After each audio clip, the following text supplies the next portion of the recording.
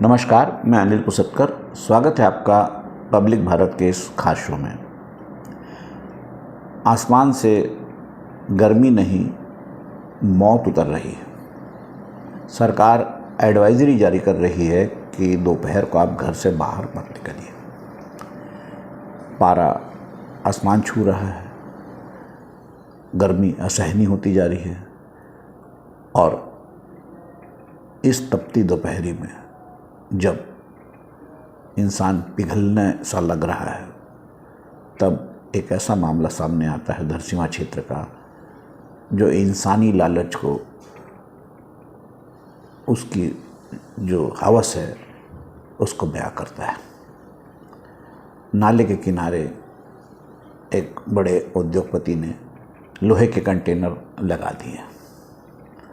लोहे के कंटेनरों में 77 जिंदगी रोज झुलस रही है।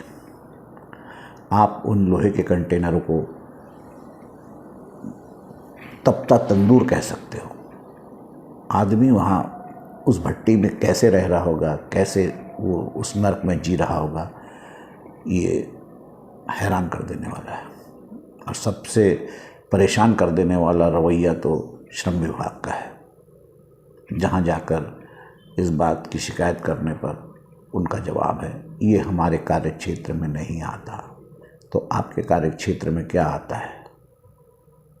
उद्योगों के, उद्योगपतियों के हितों की रक्षा करना, मजदूरों का हक, मजदूरों की हितों की रक्षा कौन करेगा? श्रम विभाग बना किस लिए? लेकिन दुर्भाग्य, उनके कानों पर जू नहीं रेंगती। और स्वाभाविक है, इतना संरक्षण मिलेगा विभाग से, सरकार से, तो उद्योगपति क्यों उन मजदूरों की चिंता करेगा? ये एक अकेला मामला नहीं है। ऐसे सैकड़ों मामले हैं जहां मजबूरी इंसान को पल पल तपते तंदूर में झुलसने के लिए मजबूर कर रही है। जहां इंसान भट्टी में जी रहा है और उनकी चिंता कर कौन रहा है? मस्त किसी हिल स्टेशन से ठंडे कमरे में एसी के शानदार वातावरण में बैठा वो व्यक्ति जो एडवाइजरी जारी कर रहा है कि आप धूप में बाहर मत निकलिए, दोपहर को घर में रहिए। और राजधानी की बात कर लें तो दोपहर में घर में रहोगे कैसे भैया? रोज़ तो बिजली गोल कर देते हो। एक तरफ बिजली गोल और फिर कह रहे हो घर में रहो। तो भट्टी में रहें, कभी एक दिन धूप में निकल कर देखिए। खासकर श्रम विभाग वालों को चाहिए कि एक दिन धूप में निकल कर देखें कि मजदूर किन हालातों में जी रहा है। ये मानवाधिकार का भी मामला है, पर पता नहीं कोई संज्ञान लेगा या नहीं।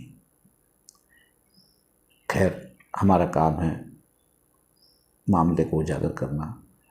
अब देखते हैं इस पर क्या कार्रवाई होती है। लेकिन कुछ तो सोचो सरकार, कुछ तो करो सरकार। 72 जिंदगियां झुलस रही है एक लोहे के कंटेनर में। नमस्कार, अगले अंक में फिर से मिलेंगे।